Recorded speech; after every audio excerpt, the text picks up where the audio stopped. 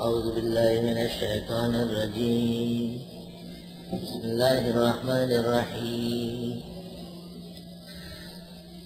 حاميم والكتاب المبين إنا أنزلناه في ليلة مباركة إنا كنا منذرين فيها يفرق كل أمر حكيم أمرا من عندنا إنا كنا مرسلين رحمة من ربك إنه هو السميع العليم رب السماوات والأرض وما بينهما إن كنتم موقنين لا إله إلا هو يحيي ويميت ربكم ورب آبائكم الأولين.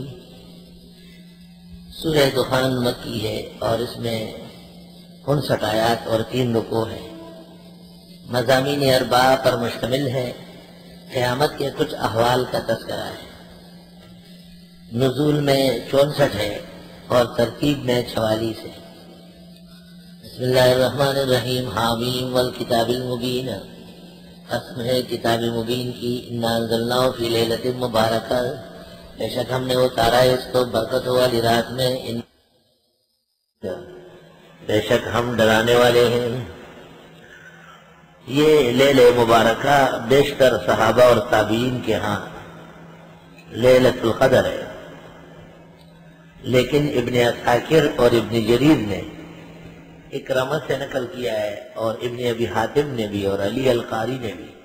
انوار القرآن نام ہے علی قاری کی تفسیر کا. انوار القرآن کہ لیلہ مبارکہ سے لیلۃ النصف من شعبان مراد ہے. لیلۃ النصف من شعبان میں بھی ایک نزول ہوا ہے. شاید ارادت اللہ کا نزول ہوا ہے. اللہ کے ارادے کو منزل کی طرح تشکیل دی گئی ہے. لیلۃ النصف من شعبان یہ رات ثابت الفضیلہ ہے اور اس کی دلیل 2 ہے.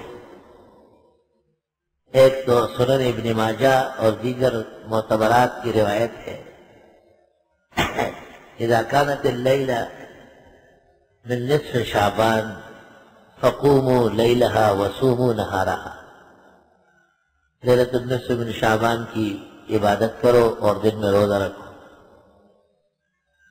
اور فقہاء کرام نے متبرک راتوں میں لیلۃ النصف من شعبان کو لکھا ہے. اپنے وقت کے بعض محدثین سے متاثر ہو کر حضرت الاستاذ و شیخنا حضرت بنوری نے معارف السنن میں ترمذی کے اندر لیلۃ النصف من شعبان کے طرق اور ان کے توابع طرق کو ضعیف قرار دے دیا. وہیں سے مولانا مفتی رشید احمد صاحب رحمۃ اللہ علیہ اور بعض علماء نے اجتماعاً اس کا انکار شروع کیا، ورنہ اس سے پہلے لیلۃ النصف من شعبان کا کوئی انکار نہیں. روح المعانی میں اس جگہ ابن الجوزی اور ابن العربی کے حوالے سے بعض ان طرق کا رد کیا گیا ہے جو واقعی قابل رد ہے،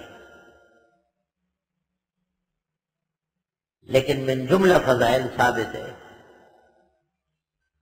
ہم تعجب کرتے ہیں کہ معارف السنن کی یہ جگہ لکھتے ہوئے شاید حضرت اقدس کو ان کے شیخ اور استاد امام الاثر مولانا انور شاہ کی وہ عبارت نظر سے نہیں گزری جو عرف شذی میں ہے.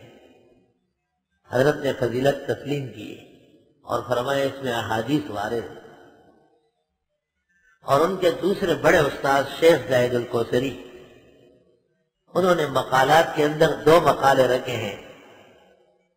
فضیلت لیلۃ النصف من شعبان حدیثاً فقہاً اخباراً مشاہدتاً.